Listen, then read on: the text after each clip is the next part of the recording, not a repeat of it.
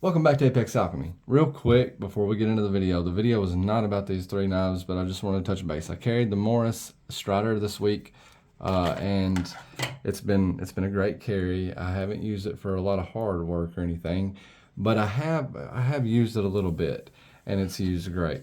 But the sheath has lost a screw, but I've been in contact with Mr. Morris, and that didn't keep me from ordering two more. So we've got a couple more on the way in the mail. That didn't deserve a whole video, right? So that's why I'm throwing it in here. Another thing that might not deserve an entire video is the fact that I talked to White Mountain Knives, and I've communicated this with many of you already, but just in case you see this video for the first time, what is today's date? June the 12th or something? 11th. 11th, okay, June the 11th. All right, so this is the Kizer Extra Mini Paragon. I talked to White Mountain Knives about the release of the extra large Paragon. I also talked to Rob at RS Knifeworks, and it doesn't seem like there's a lot of interest, public interest in the extra large Paragon to be released. They're gauging that off of the Notify Me tab. If you want to see that knife, come into fruition, if you want to see it become a real thing, I urge you to go log into your White Mountain Knives account, search out the extra large Paragon. There's no picture right now. That would probably help out a lot too if they really wanted to produce the knife. That's something me and Rob was talking about. If they would stick a picture up there of what it's going to look like, that would probably increase public interest. But it should look very similar to this. It's going to look identical to this one, except it's going to be about the size of a 4MAX Scout. Okay, so clickbaity title. That's the regular Paragon, by the way. Dirk Pinkerton. When I think about Dirk Pinkerton, I usually think about a lot of knives that he's come out with Warncliffe blades, or like say the Kizer inversion. He's got a lot of very unique designs, and his unique is kind of a normal. He's not afraid of the Pakal style. I think he's maybe one of the first people that have done a Pakal folder, which is the Kizer inversion, I do believe. This is the Dirk Pinkerton design. It's called the Escort.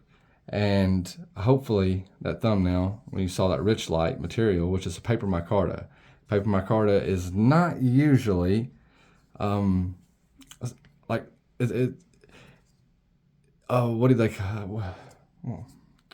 I trying to say? It's not usually preferred over canvas micarta. Sorry, okay. That took a little bit to get out, but that may be a canvas. It could be a burlap. I don't know, but it's softer in feel. This one is it's slick. It feels more like a plastic or even kind of a ceramic type of feel. But paper micarta will hold DNA. It will take stains, and it will change appearance over time. They use Richlite in cabinet top material, and it's very attractive. This knife come in way of Dopey. Dopey handed us quite a few knives. And oh, sorry, go ahead. No, I thought you were going to put it over here. You're fine. Okay, cool deal. All right, so I'll put the Kizer Paragon, or that's the mini Paragon. It's the biggest Paragon you can get as of right now, unless you log into White Mountain Knives and click Notify Me on the extra large Paragon. Okay. This is just for size comparison. Baby, can you grab our scale? Yeah. Sorry, we're working with the new table today, and we're also working with we're using the same lights, but we're trying to configure it a little different just to try to improve some things. So let us know how that works in the video below, or in the comments below. Okay, so the Escort comes in right at 7 3/4 inches. I believe it's like 7 and 7, or 7.78 or something like that. And what does the weight come in at? Hopefully the camera can see the scale. That's 3.8 ounces. Yeah. I really feel like, and I'm not saying it was a copy of design or any of that mess, but I really do feel like this is very comparable, in my opinion, to the Chavez 229, except for it's got an axis lock. And what I mean by that is just a very similar blade shape.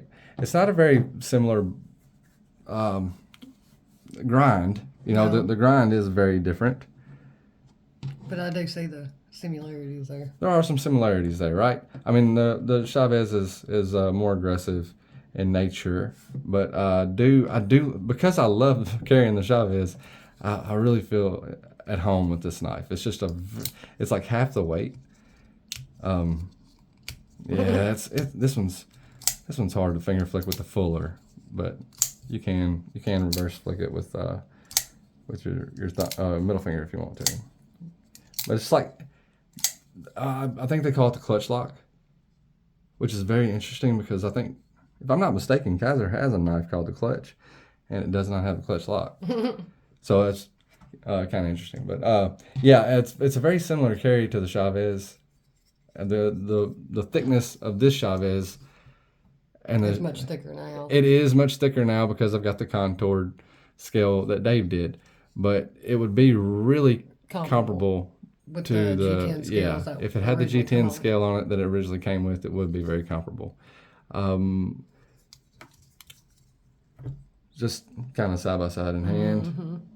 Both just have drop points, and you know, this is just like maybe 7/8 of the size of the Chavez.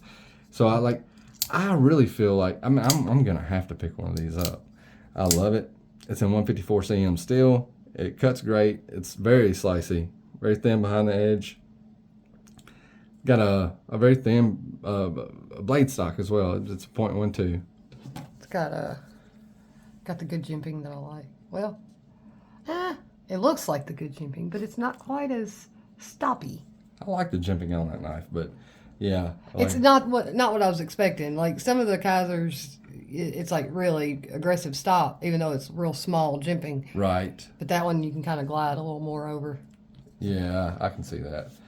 So we want to throw a couple of other Kizers up here. This is the Towser K, and forgive me, I do not recall the name of this scale. I know they got a name for it. I think it starts with an S, like a. I'm not even gonna try. I'm not even. Gonna, Is it something to do with the desert? I don't know, but it's like. You know, what the word that's coming to mind is like Sambrora, but like that's not it. That's, you know, like it's something else. But that's the Towser K, and this is the Sheepdog XL, or the XL Sheepdog, however they word that. But I very much like this knife as well. But that'll be some size comparisons from some of the Kizer brethren. For some more standard size comparisons, here it is. Next to the Ontario Rat, #1. I didn't bring a Rat #2 over here, but everybody knows how big a Direware Solo is. So that's that. Okay, man, I'm impressed. And okay, so when I say this is the most unique and possibly even the most vanilla Dirk Pinkerton design, is because it really reminds me of the Bugout in a way. It's not exact, you know, it's more robust. It has a better feeling hand if you like thicker scales. I mean, if you like thin scales, the Bugout may be right up your alley. But for me, this knife feels way more premium than a Bugout, in my opinion. Now, I mean, I know, like, say Metal Complex was talking about, you know, how if we have a problem with Bugout or Benchmade's quality control, then it's all in our head. And you know, personal feelings aside, man, I've been resonating over this this behavior that I've been noticing from his channel recently, and used to be one of my favorite channels to watch. I go back every few weeks and I try to watch another video. I usually don't make it past the first condescending, egotistical you know, things he has to say about the rest of us in the knife community. So like, if you happen to be a friend, man, check on him. You know, like I've had some conversations with him years ago, and he always seems like a really cool dude. But like, it almost seems like he's on self-destruct as far as the channel goes or something. You know, I'm not saying personally, and it may just be a shill or something like that, and that's okay.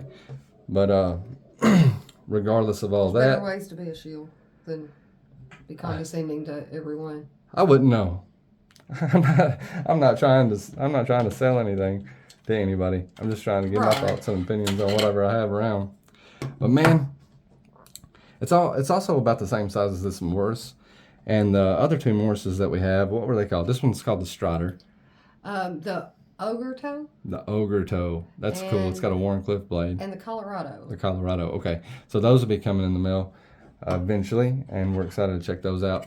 But I like this size right here, especially like with fixed blades or folders. For me, is a really good EDC size. You know, and so that brings me to this whole, you know, Escort thing. You know, I do feel like it is a much premium version of a bug out.